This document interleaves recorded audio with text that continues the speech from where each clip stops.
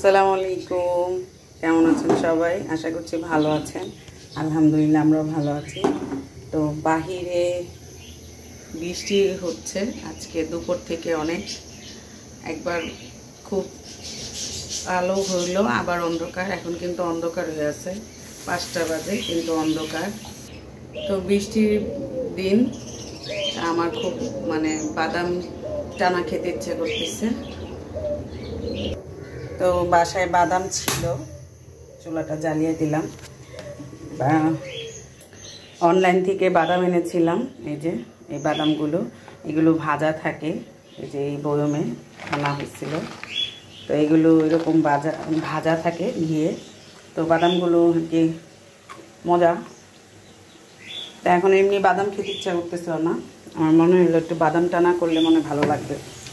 এখানে 1 কাপের মতন গুড় নিয়ে নিচ্ছি, খেজুরের গুড়। এটা যখন ঘন হয়ে আসবে গলে, তখন বাদামগুলো দিব। দেখি আমি ফার্স্ট বানাচ্ছি, যদি হয় তাহলে তো খুব সুন্দর, তাহলে আপনারা ওইভাবে ট্রাই করবেন। তো এখন আমি করে নিই, তারপরে আর কি এই যে গুড়টাকে ভালো করে জাল দিয়ে নিব, তারপরে বাদামগুলো দিব। বলতে না বলতে দেখেন আবার বৃষ্টি হচ্ছে, আবার অনেক বৃষ্টি নামছে। বোঝা যাচ্ছে কিনা আমি জানি না, অনেক বৃষ্টি হচ্ছে। আর এদিকে আমি গুড়টাকে জাল দিয়ে নিচ্ছি। প্রায় 6 থেকে 7 মিনিট এভাবে জাল দিতেছি। আর দেখেন এই যে আঠালো আঠালো হয়ে এসেছে। আরেকটা যে সহজভাবে দেখাই, এই যে দেখেন পানির মধ্যে দেওয়ার পরে প্রথম একবার দিয়েছি, সেটা ছড়ে গিয়েছে। আর এই যে এটা দেওয়া হতো, এটা জমে আছে, এটা ছড়ে যায়নি। তাহলে বুঝতে হবে যে আমার এই গুড়টা হয়ে গিয়েছে। তারপর আরেকটু মনে হয় হবে, আমি আরেকটু আপনাদেরকে পরীক্ষিতভাবে দেখাই।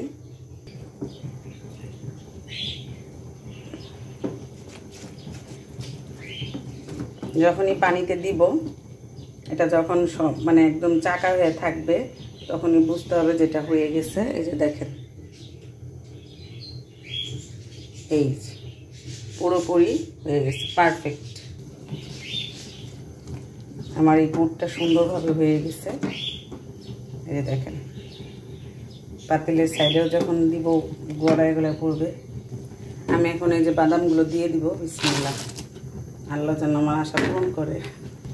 এখন এটাকে ভালোভাবে মিক্স করে নিতে হবে। এই যে মিক্স করে নিয়েছি, দেখতেছেন। এখন আমি এটাকে এই যে পেপারে ঢেলে নিব। এই যে পেপারে ঢেলে নিব।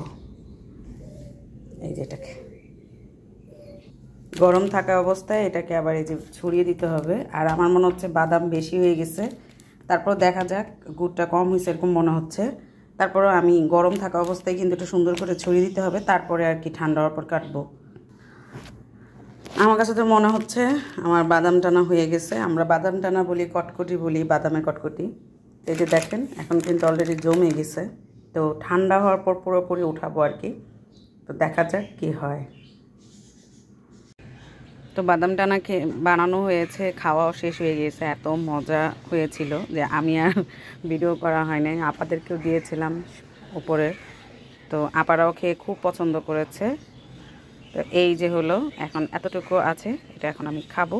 এটা কিন্তু অনেক মজা হয়েছিল, এতটুকুই আছে। এই দেখেন, আমি যে ভিডিও করব, ভিডিও করতে নিয়ে দেখি যে নাই। খুব মজাও হয়েছে পুরো। আমরা যে গুড়ের কটকটিটা খাই, ছোটোবেলায় আমরা কিন্তু এটা বাদামের কটকটিও বলতাম।